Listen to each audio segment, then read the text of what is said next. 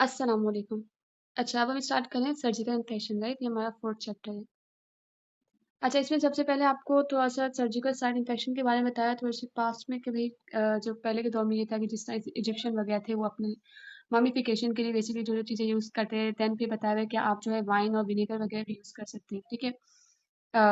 अपनी वुंड्स को इरिगेट करने के लिए बेसिकली। अच्छा, इसमें लिखा है कि ले प्राइमरी हीलिंग या फिर सेकेंडरी वुंड हीलिंग। ये क्या होता है कि ये तब आप करते हैं जब आपके पास वुंड क्या हो इन्फेक्टेड हो, तो सबसे पहले आप उसका इन्फेक्शन ठीक करेंगे, देन आप जो है उसको क्लोज करेंगे, ठीक है? जबकि आपके पास अगर कोई क्लीन वुंड हो जैसे हमने पढ़ा, या फिर जो है जिसकी मार्जिन बहुत ज़्यादा जो है करीब हो, तो उसको आप डायरेक्टली प्राइमरी क्लोजर कर सकते हैं, ठीक है? देन बताया हुआ है कि भई देन आपको किसी ने देखा कि भई जब इन्फेक्शन या जो भी वुंड था उसमें से जब उनकी पल्स ड्रेन हुई, तो उसके बाद वो क्या हुआ, ठीक हो गया। उसके बाद से लोगों के माइंड में ये बैठ गया कि जब तक पल्स नहीं आएगी तब तक कोई भी वुंड ठीक नहीं होगा। तो उन्होंने क्या किया, पल्स को जो अपने वुंड थे बेसिकली उनको उन्होंने कंटामिनेट करना शुरू कर दिया। इवन वो फीकल मैटर भी यूज़ करने लगे कि वो किसी तरह कंटामिनेट हो और वो हील हो। देन जो है उनको पता चला कि भई जो क्लीन वुंड्स होते हैं उनको आप जो है प्राइमरी क्लोज़र कर सकते हैं, ठीक है? विदाउट इन्फेक्शन या सप्लिरेशन के भी वो हील हो सकते हैं। देन कॉस्ट पोस्टीरियर आप बताएँ कि इसमें ये है कि भई जो भी आपके पास इन्फेक्शन है, जो भी वुंड हो रहा है लाइक इन्फेक्शन, उसमें लाज़मी कोई ना कोई ऑर्गेनिज़्म होगा, ठीक है? और उस ऑर्गेनिज़्म को आप क्या कर सकते हैं, आइसोलेट कर सकते हैं, ठीक है? लेकिन कुछ ऑर्गेनिज़्म होते हैं जिनको आप आइसोलेट नहीं कर सकते, ठीक है? जैसे कि आपके पास क्या है, माइकोबैक्टीरियम लेप्रे, जिसमें आप लाइक उसको कल्चर में ग्रो नहीं कर सकते, ठीक? देन आपको जो है लाइक ये सर्जिकल इन्फेक्शन है ना, तो अपने इसमें आपको बताया कि भई आपने जब भी आप सर्जरी करें कुछ भी, तो उसमें क्या होगा, आपने उस सर्जिकल साइट को बेसिकली क्या रखना है, क्लीन रखना है। अच्छा, इसे क्लीन रखेंगे, आप एंटीसेप्टिक मेजर्स यूज़ करेंगे, जिस एरिया पे आपने सर्जरी परफ़ॉर्म करनी है उससे पहले उस एरिया को आप क्या रखेंगे, स्टेराइल रखेंगे। जैसे यहाँ पे बताया है कि आपने क्या करना है, एसेप्टिक मेजर्स मेंटेन करनी है, ऑपरेटिंग थिएटर वगैरह जो है आपने वहाँ भी बेसिकली उस एरिया को भी स्टेराइल रखना है, ठीक है? देन आपको बताया ये जो आपके पास मैजिक बुलेट है, ये सल्फोनामाइड कीमोथेरेपी, इसमें क्या होता है कि ये सिर्फ आपके माइक्रोफ्लो किल करेगी, इससे आपके होस्ट को कोई भी नुकसान नहीं होगा, ठीक है? देन आपके पास जो है पेनिसिलिन आई अलेक्जेंडर फ्लेमिंग ने जो इंट्रोड्यूस करवाई थी, ठीक है? देन पेनिसिलिन का बताया कि भाई पेनिसिलिन बेसिकली बीटा लैक्टम उसके अंदर होता है ना, ठीक है? फिर क्या हुआ कि ये आपके स्ट्रेप्टो और स्ट्रेप्टोकोकस को जो है बेसिकली ट्रीट करता है, ठीक है? लेकिन अब क्या हुआ कि आपके जो कुछ स्ट्रेप्टोकोकस है, उनके पास बीटा लैक्टमेसिस है, जो आपके बीटा लैक्टम को तोड़ देते हैं, तो वो क्या हो जाता है, रेजिस्टेंस हो जाते हैं, वो मरसा क्रिएट करता है, ठीक है? फिर इनको ट्रीट करने के लिए मज़ीद दूसरी मेडिसिन हैं, और कुछ ये भी होता है कि अगर कोई बंदा पेनिसिलिन से सेंसिटिव है, तो उसकी जगह आप उसको क्या देते हैं, सेफ्ट्रोस्पोरिन दे देते हैं, अनटिल उसको इससे एलर्जी ना हो। तो अब एंटीबायोटिक्स का भी इतना फ़ायदा हो गया कि इवन जो फीकल पेरिटोनाइटिस जैसी कॉम्प्लिकेशंस हैं, ये भी आपके पास ठीक हो जाती है इवन 90% पेशेंट में। फिर वही आपको बताया कि जो आपके बेसिकली जो कंटामिनेटेड वुंड होते हैं, इसको क्या करते हैं, ग्रेनुलेट करते हैं, ठीक है? इनमें क्या होता है, आप सेकेंडरी क्लोजर परफॉर्म करते हैं। अच्छा, अब आपको ना यहाँ पे बताया मैं कुछ ऑर्गेनिज़म्स बेसिकली, जैसे आपका स्ट्रेप्टोकोकाई है, स्टेफिलोकोकाई है, तो इनको मैंने क्या किया है, इनको मैंने चार्ट में कन्वर्ट कर दिया ताकि आपको याद करने में आसानी हो। अब जनरली अगर बात की जाए तो आपके स्ट्रेप्टोकोकाई बेसिकली, ठीक है, ये आपके किस में रहते हैं, फेरिंग्स में रहते हैं। ये सब क्या होते हैं, ग्राम पॉजिटिव होते हैं, ठीक है?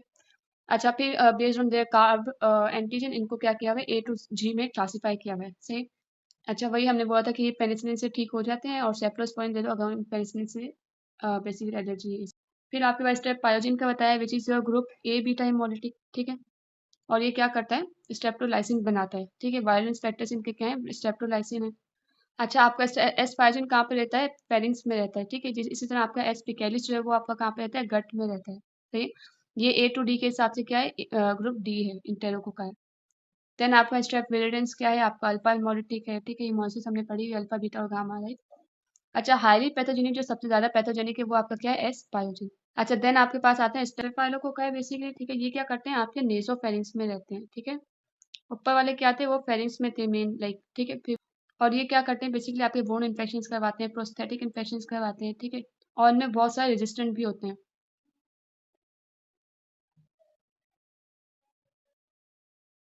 जैसे आपका स्टेफ ऑरियस है, ये भी नेजोफेरिंग्स में रहता है, कोगुलेंस पॉजिटिव है, ठीक है? इसका बताया हुआ जिस तरह रेजिस्टेंस का था, तो ये क्या है, मर्सा है, ठीक है? इसी कुछ मर्सा स्ट्रेन्स भी हैं, ठीक है? तो उनको ट्रीट करने के लिए फिर आपको फ्लूऑक्सासिलिन या फिर वेंकोमाइसिन देना पड़ती है, ठीक है? या आप लिंजोलिड यूज कर सकते हैं, या फिर टीकोप्लेनिन अगर आपके पास ब्रॉड स्पेक्ट्रम एंटीबायोटिक का पूछा जाए, और डेप्टोमाइसिन भी होते हैं अगर आपके पास क्या हो जाए, बैक्टीरियमिया हो जाए। लेकिन उनके क्या है, कुछ साइड इफेक्ट भी हैं, जैसे ये बोन मैरो या फिर रीनल टॉक्सिसिटी करवा सकते हैं, ठीक है? या फिर हेपेटिक टॉक्सिसिटी करवा सकते हैं। अच्छा, देन आपका क्या है, क्लोस्ट्रीडियम है, और ये क्या है, आपके पास ग्राम पॉजिटिव स्पोर फॉर्मिंग है, ठीक है? तो ये आपके पास सॉइल या फिर गट के अंदर होता है, ठीक है। ये आपके पास जिस में क्लॉस्ट्रीडियम टेटेनाई पड़ा है, ठीक है। और ये हमारे पास क्या करवा सकता है, इसमें हमारे पास सूडो मेम्ब्रेनस कोलाइटिस भी हो सकता है। और ये सूडो मेम्ब्रेनस कोलाइटिस आपके पास किससे होता है, क्लॉस्ट्रीडियम डिफिसाइड से, ठीक है। इसका बीसीक्यू भी आता है।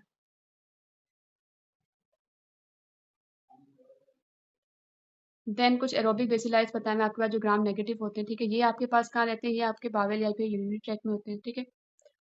पोस्ट बावेल सर्जरी अगर आपके पास पूछा जाए कि कौन करवाता है, तो ये आपके पास क्या है, एरोबिक ग्राम नेगेटिव बेसिलाई है, ठीक है। जैसे आपके पास है ई कोलाई है, क्लेब्सिella है, प्रोटियस है या फिर सुडोमोनास, ठीक है। पूछा जाए कि आपके बर्न में या फिर वोंड वगैरह कौन कॉलोनाइज करता है, अगर बर्न का पूछा जाए तो वो आपके पास क्या है, सुडोमोनास। अच्छा, देन आपके पास है बैक्टीरियोट, जिसमें आपका बैक्टीरियोट फ्रेजिलिस है, ठीक है। ये क्या है, gram negative non spore forming, ठीक है। ये आपके पास किस एरिया को कॉलोनाइज करेगा, आपके कोलोन को, विजाइना को और ओरोफेरिंक्स को, ठीक है। और अगर आफ्टर कोलोरेक्टल सर्जरी या गायनिक सर्जरी का पूछा जाए कौन करवाते हैं इन्फेक्शन, तो वो आपके पास क्या है, बैक्टीरियोट्स हैं, ठीक है। और इनके ट्रीटमेंट में आप क्या देते हैं, मीट्रोनाइट्रोजोल या फिर सेफोटेक्सिन। अच्छा, ये यहीं तक था। अब हम नेक्स्ट वीडियो से अगला पार्ट करेंगे।